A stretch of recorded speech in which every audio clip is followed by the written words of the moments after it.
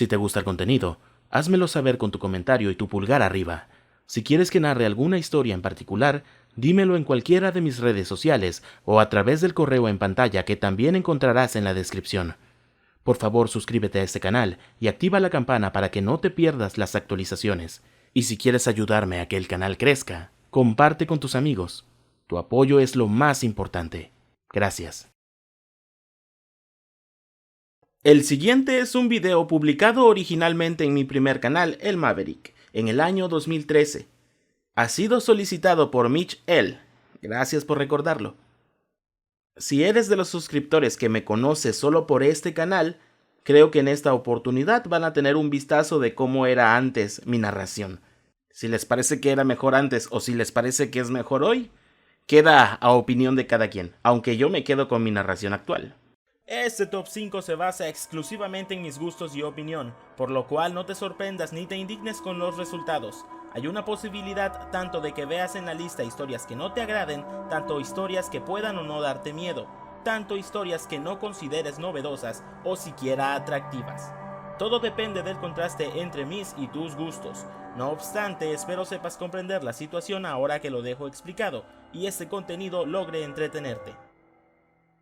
Quizá gracias a mi familia y la tradición de contar historias de miedo, desde cierta edad, aproximadamente los 10 años, he sentido fascinación por todo aquello que sea un suceso paranormal, un acontecimiento fantástico o simplemente una historia que alguien conozca, al grado de tratar de ser partícipe de una de ellas. Para mi fortuna o desgracia, jamás he visto nada que pueda contarse como un suceso aterrador de proporciones paranormales, y vaya que he intentado. Por lo cual hasta el día de hoy solo conozco infinidad de historias, sus variantes, copias, teorías de seres provenientes del más allá y muchos otros sitios. Cómo supuestamente atraparlos, verlos o saber que están ahí. Mucho de mi conocimiento lo obtuve gracias a conversar con personas. No obstante, internet me ha logrado dar muchos momentos divertidos.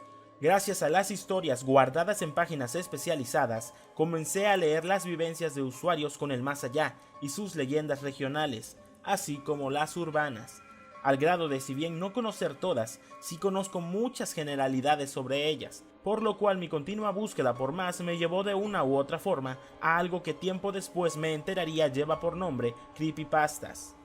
Estas historias inventadas en internet, como simplemente les llamaba, en definitiva pueden ser desde ridículas, repetitivas, copiadas de historias originales, ilógicas incluso dentro de su propio universo, desagradables y mal narradas al grado de hacerte fruncir el ceño o reír a carcajadas. No obstante, en algún punto, así como hay malas, hay otras muy buenas, grandiosas o convincentes a tal punto que pese a unas sabiendas de que estamos leyendo un simple cuento, nos causa el mirar de reojo a nuestras espaldas mientras escuchamos, leemos o miramos la historia. Nuevamente creo ya llegué al punto en donde ubico las historias creepypasta más conocidas o generales. Por lo mismo, este listado es algo que tenía en mente hace tiempo. Sé que aún no es 2014, pero nunca es muy tarde ni muy temprano para las cosas. Así que comenzamos. Este es el top 5 de mejores creepypastas de acuerdo con mi opinión.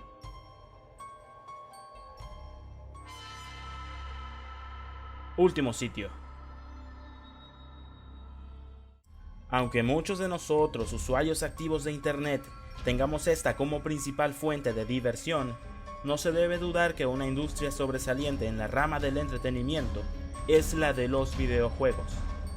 Su éxito indiscutible seguramente es la principal razón por la cual en no solo una, sino varias oportunidades han aparecido usuarios de la red pregonando cómo su vida cambió de manera negativa tras el uso de un videojuego o producto relativo a este. Ya sea por dar mala reputación a un juego, como intento de conseguir que más gente voltee la mirada hacia el título en cuestión, o tomar algo popular y que los usuarios se asusten para simplemente reírse un rato, los creepypastas sobre videojuegos son tantos que no podría contarlos con los dedos de las manos.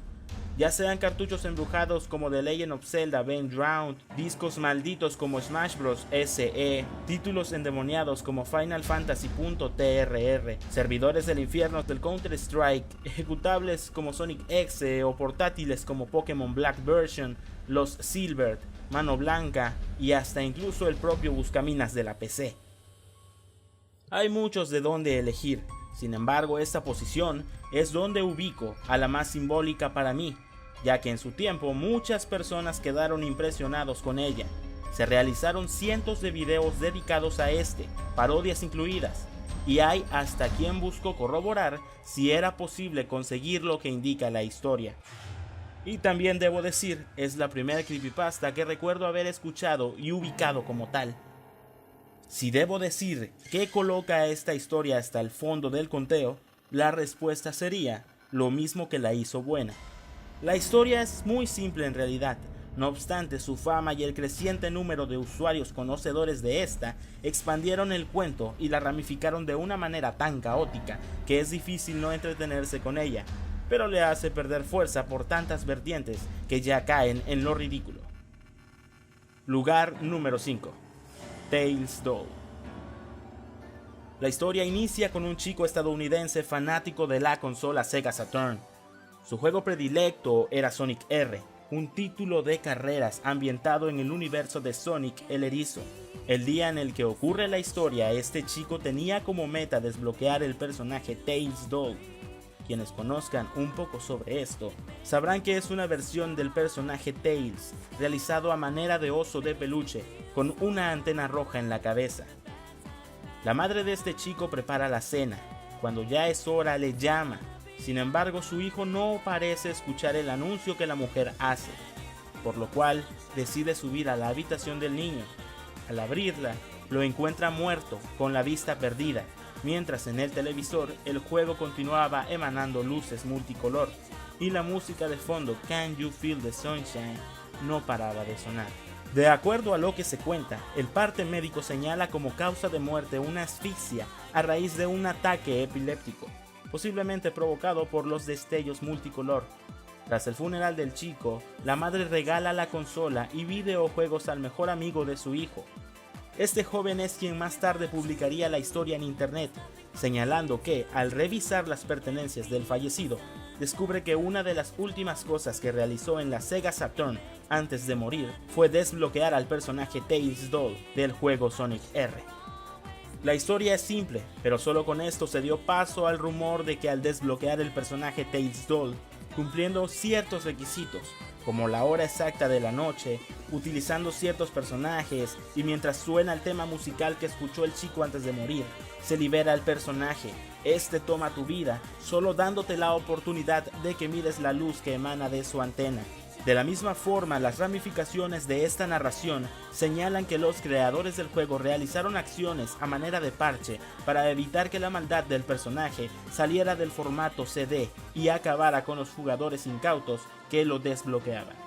E inclusive existe la versión en donde el amigo que recibe las pertenencias del chico muere de la misma forma, con la diferencia de que en la pantalla de su televisor quedan grabadas las palabras Can You Feel the Sunshine? ¿Puedes sentir el brillo del sol? Por su traducción al español. De más está decirles que es el tema que estamos escuchando. No obstante, la invención más descabellada es aquella que narra una serie de asesinatos en la década de los años 80 y que pretende ser la explicación de qué es Tails Doll. Esta pregona que la policía trataba de capturar a un asesino serial que en cada una de las locaciones donde realizaba sus matanzas dejaba escrito claramente con sangre las siglas TD. Tras mucho tiempo sin lograr encontrar al culpable, cierta noche, unos oficiales de policía llegan a acorralar al posible asesino. Tras una persecución en la cual un oficial muere, su compañero no logra atrapar al asesino, pero consigue realizar una fotografía, que al ser revelada solo muestra a un oso de peluche, pero con facciones diabólicas y con una especie de luz roja que le acompaña. A raíz de esto comprenden que el supuesto asesino no es un ser humano, sino un demonio personificado como un oso de peluche. Recurren a la iglesia y tras un exorcismo multitudinario, por fin acaban con el demonio y todo vuelve a la normalidad. Claro, hasta el día en el cual la gente descubre al personaje Tails Doll, el cual se asemeja mucho al TD, y comienza nuevamente la histeria colectiva. Ocurre la muerte original que da paso a la historia, pero también se agregan más detalles sangrientos, así como un aviso en el cual el nuevo asesino señala que gracias al miedo de las personas y a la compañía Sega, ha tomado una nueva forma y un nuevo nombre: Tales Doll.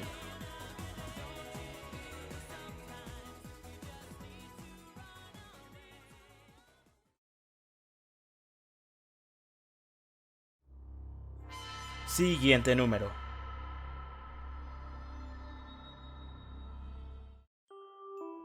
¿Qué tienen en común Mickey Mouse, Bob Esponja, Aventuras en Pañales, Los Simpson, Dragon Ball y fantasías animadas? La respuesta más sencilla puede ser que la mayoría son series que alguna vez vimos en nuestra infancia, adolescencia e incluso actualidad. Pero a fines de este video, la verdadera coincidencia reside en episodios perdidos.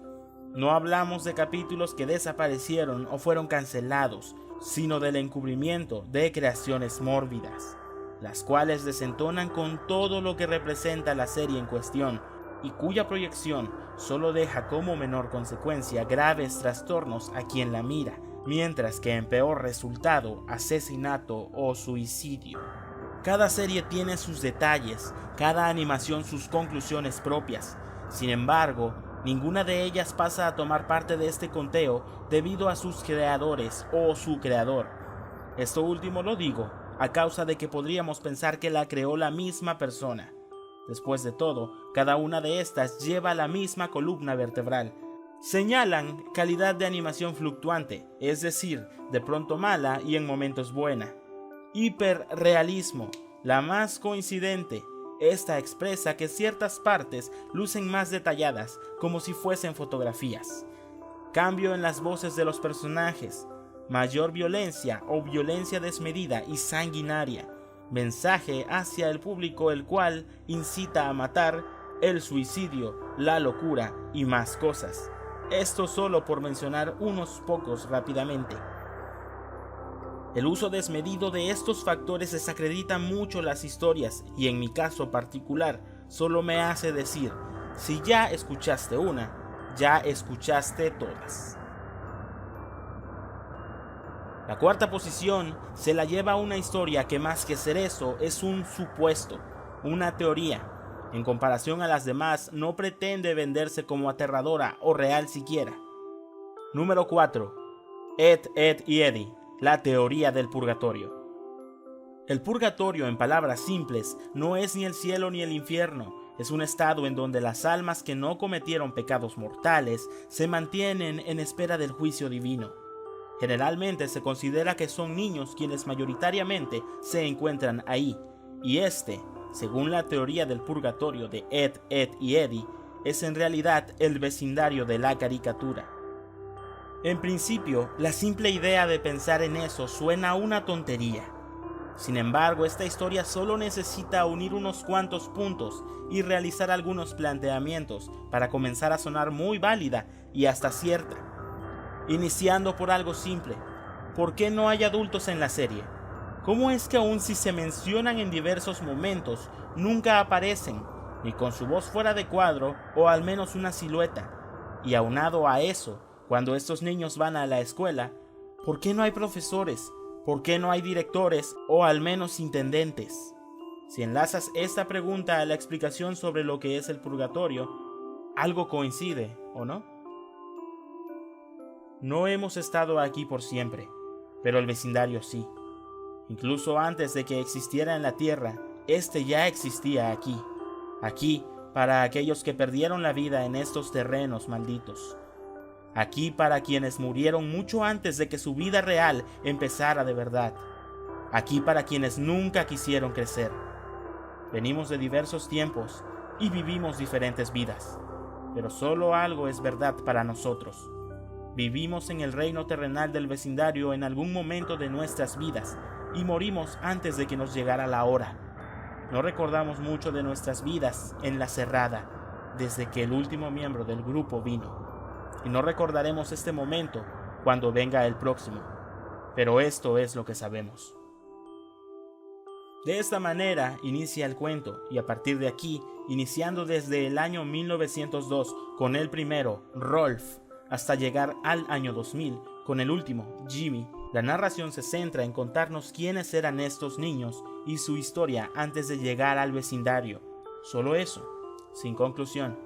únicamente pretendiendo dejarnos pensando en ello, sin inmiscuir a los productores o directores de las series, como lo hacen los demás cuentos.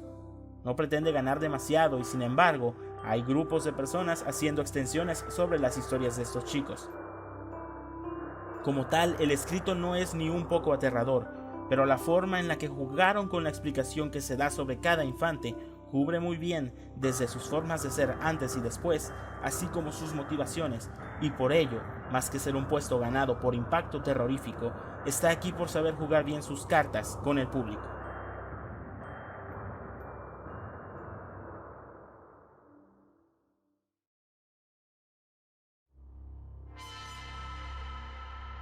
Tercer lugar. Ya mencionamos una historia sobre videojuegos, ya hablamos sobre caricaturas. El tercer sitio converge en la línea de ambos e inclusive mucho más. Siendo una pequeña parte de una franquicia mundialmente conocida, incluso en el ámbito de los creepypastas, este puesto se concentra exclusivamente en un personaje del universo Pokémon. Número 3. El arrullo de Hypno. El detalle sobre este personaje no es aterrador, es perturbador. ¿Por qué? Porque se infiere que este monstruo es una de dos, un devorador de niños o un pedófilo, por decirlo de alguna forma. Nuevamente, el unir los puntos es lo que da más fuerza a lo que se cuenta en la red. Comencemos señalando los posibles orígenes de su nombre. Del griego hypnos, que significa dormir o sueño, de la palabra hipnosis. En Japón, su nombre es sleeper, es decir, durmiente, aunque en la red infieren que realmente quiere decir el que hace dormir.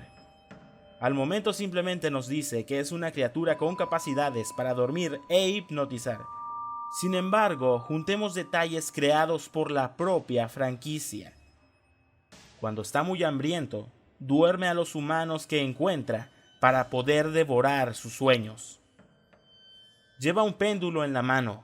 Una vez hizo desaparecer a un niño al que había hipnotizado. En el anime, quienes recuerden o hayan podido ver los primeros episodios, Hypno es el responsable de la desaparición de varios niños en la ciudad. Por supuesto, hay que remarcar que en la serie esto no es más que algo inocente en su totalidad.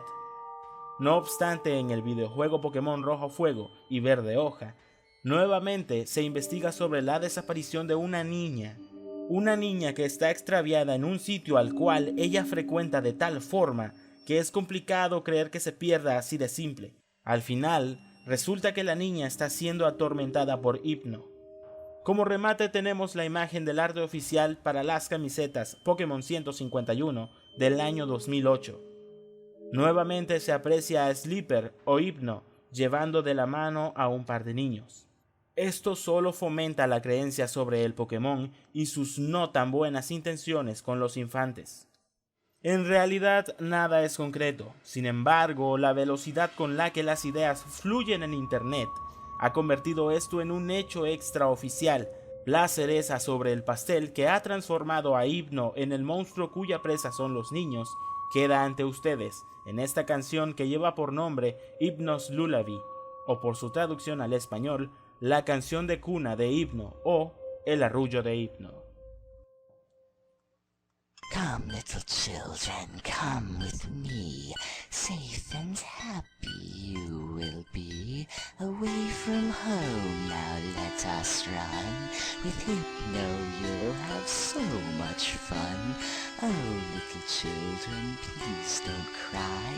Hypno wouldn't hurt to fly. Be free to frolic, free to play. Come with me to my cave to stay. Oh, little children, please don't squirm. These ropes I know will hold you firm. Now look to me, the pendant calls. Back and forth your eyelids fall. Oh, little children, you cannot leave. For you, your families will grieve. Mine's unraveling at the seams, allowing me to to haunt their dreams. Do not wail and do not weep. It's time for you to go to sleep. Little children, you were not clever. Now you'll stay with me forever.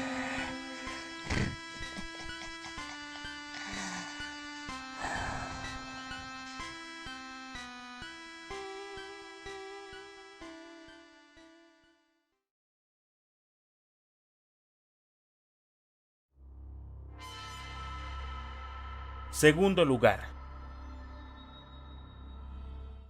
Para presentar este sitio en el conteo, quiero tomar mis propias palabras de un escrito que a estas alturas ya se encuentra en mi blog sobre lo que es una creepypasta.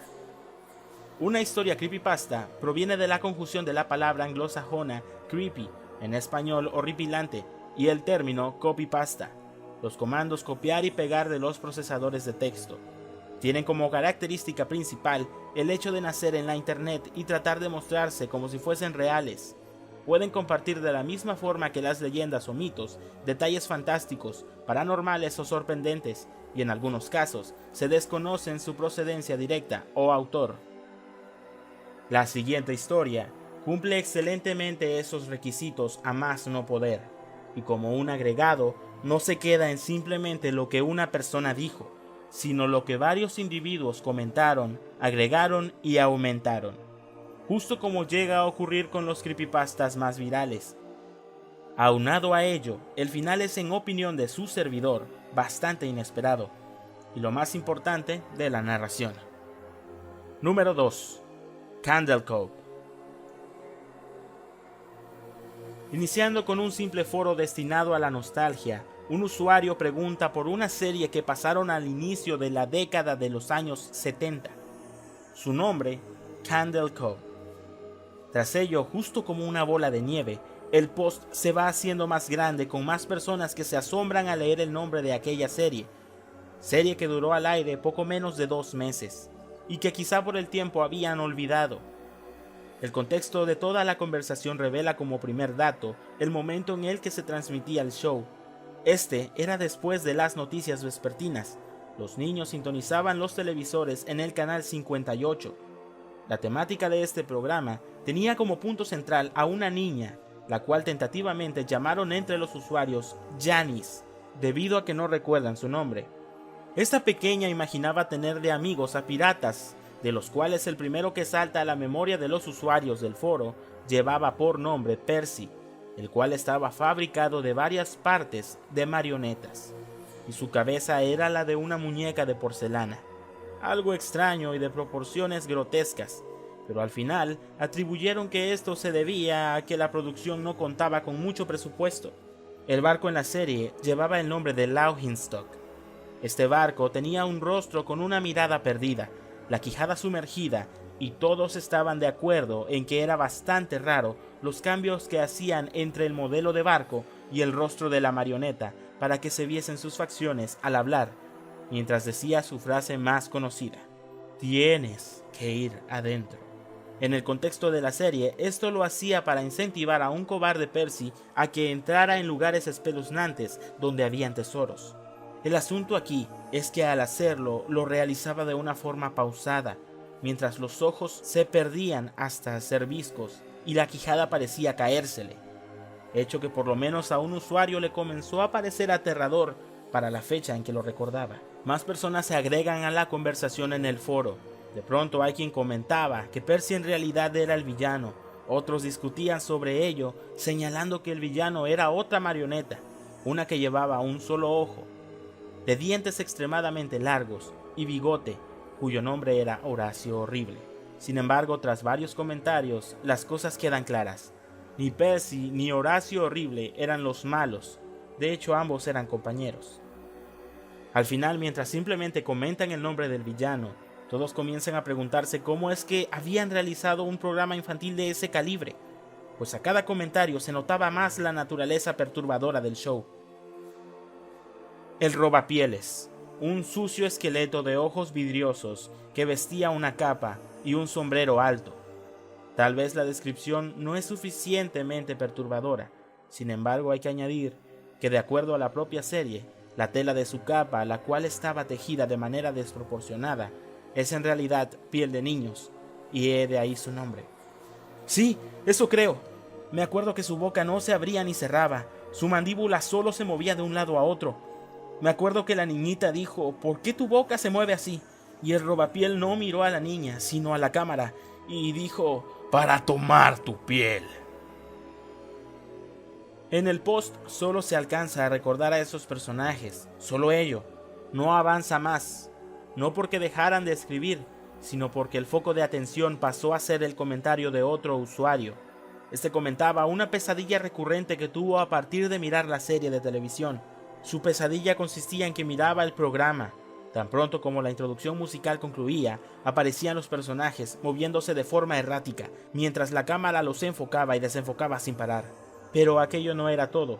A las imágenes le acompañaba un audio que no era más que simples gritos y llantos. Así durante todo el episodio. Sin embargo, las réplicas no se hicieron esperar. Más de uno comentó que eso no era un sueño, sino que realmente había ocurrido. Era un episodio real y todos siendo niños, lo único que pudieron hacer fue apagar el televisor y no volver a mirar la serie, ya sea por decisión propia o por el hecho de quedar asustados. Como cierra esta historia, este es el último aporte. Visité a mi mamá hoy en el asilo. Le pregunté sobre cuando era pequeño y si se acordaba de un programa infantil, Candle Cove. Ella se sorprendió que me acordara de eso, y le pregunté por qué. Ella me dijo, porque se me hacía rarísimo que dijeras, voy a ver Candle Cove, mamá. Y luego ponías la tele en un canal estático y veías pura estática por 30 minutos. Tenías una enorme imaginación con tu programita de piratas, hijo.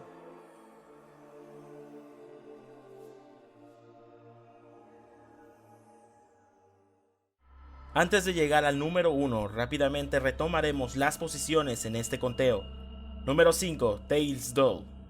Número 4, Ed, Edd y Eddy, la teoría del purgatorio. Número 3, el arrullo de Hypno.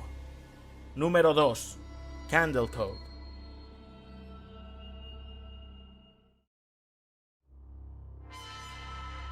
Primer sitio. Quizá de haber realizado este conteo hace un par de años, este sitio pertenecería a otro fenómeno, el cual es, si no el más conocido, quizá sí el más popular. Después de todo, a partir de su creación en 2009, dentro del foro Something Awful, los usuarios en la red dedicaron mucho tiempo a aumentar la historia, gracias a fanarts, ediciones de imágenes, hasta videos falsos, llevándolo incluso a ser la figura central de un videojuego. Si aún no caen en la cuenta, este sitio pudo haber pertenecido a Slenderman. Pudo haber sido. Después de todo, tomé tanto gusto por la historia de este coco moderno que durante un tiempo no dejé de buscar, leer y releer todo lo que a este ser se refería. Sin embargo, su éxito, pese a no ser malo para el personaje en sí, para mí acabó con toda la figura aterradora que era. En realidad son tantas cosas que han degradado a esta creación que no sabría por dónde terminar. Una lástima realmente, pero al final siempre hay algo nuevo por ver, y aunque su reemplazo no es precisamente un ser de reciente creación, este no se ha convertido en el pequeño bufón de las redes. Teniendo todo lo que a Slenderman hizo bueno y quizá algo más, pues esta no solo se limita a merodear lugares apartados, va a donde se le antoja, incluyendo tu propio hogar de así desearlo. Esta criatura, con un origen similar, pero nacida en 2005, es mi nuevo número 1, y con justa razón. Slenderman es siniestro, misterioso, imposible de percibir sin un medio que lo grabe, con intenciones desconocidas, de una figura intimidante y detalles que lo convierten en una amenaza para todos. Pero mi número 1 también, e incluso tiene una figura que puede asustar mucho más a primera vista. Quizá no parezca que tiene poderes sobrenaturales del calibre de Slenderman, sin embargo, eso no demerita el terror que puede ocasionar con solo pensar que un ser así exista. Detalle aparte, también tiene un nombre que no es muy impactante. Número 1. The Rake, el rastrillo. Todo comienza en 2003. Los medios de comunicación comenzaban a recibir informes de habitantes de la zona rural de Nueva York, que durante un apagón reportaron ver a una criatura merodear los alrededores. Sin embargo, a la nota no se le dio seguimiento. No obstante, son las propias personas que aseguran haber visto al ser las que se dedicaron a buscar documentación sobre la criatura. Los resultados de 3 años de búsqueda enlazan decenas de personas de 4 continentes, con historias similares sobre la criatura. Sin embargo, en esta historia lo que más resalta son 3 documentos y la narración de una mujer. Comencemos con lo que declara aquella señora en 2006, lo más completo de la historia. En 2003, ella regresaba de unas vacaciones con su familia. El cansancio por el viaje en carretera los hizo dormir temprano por la noche. Declara que cerca de las 4 de la mañana despertó para jalar las sábanas de la cama. Al hacer esto, levanta a su marido. Ella se disculpa, pero su esposo no tiene tiempo para siquiera mirarla. Se aferra al respaldo de la cama con el rostro reflejando miedo. Algo se encontraba a los pies de la cama. Esta figura les daba la espalda. Ella señala que tenía una forma humanoide, sin ropa, con una piel que le recordaba a un perro sin pelo, y en una posición que le hacía pensar que estaba herido, pues no era una postura natural de las personas. En una ráfaga de movimiento, la criatura rodó por el lado de la cama y se arrastró rápidamente en una especie de agitado y extraño movimiento a lo largo de la cama, hasta que estaba a menos de un palmo de la cara del hombre. El ser estuvo completamente en silencio durante unos 30 segundos, solo mirando al esposo. La criatura entonces posó la mano sobre la rodilla del hombre y corrió al pasillo que conduce a los cuartos de los niños. La mujer, más aterrada por el peligro que corrían sus hijos, persigue al ente con la intención de detenerlo. Enciende la luz del pasillo y esta permite ver al monstruo encorvado a la distancia. Este da la vuelta para mirar directamente a la mujer. Cabe señalar que el ser ahora estaba cubierto de sangre. La criatura corrió por las escaleras mientras ella y su esposo corrieron para ayudar a su hija, la cual estaba muy mal herida, y solo habló una vez más en su corta vida para decir: él es el rastrillo. La infante no sobrevive. Se dice que el marido también fallece en un accidente de auto al tratar de llevar a la niña al hospital.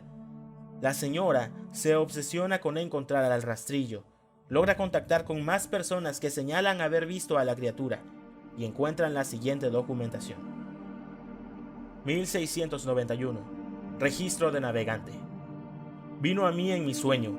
Desde los pies de mi cama sentí una sensación. Se llevó todo. Tenemos que volver a Inglaterra. No vamos a volver aquí otra vez.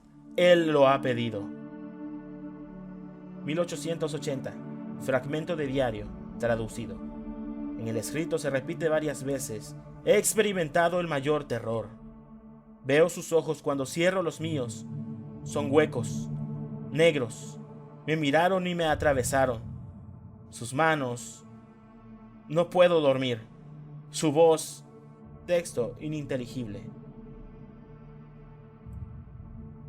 1964. Nota de suicidio.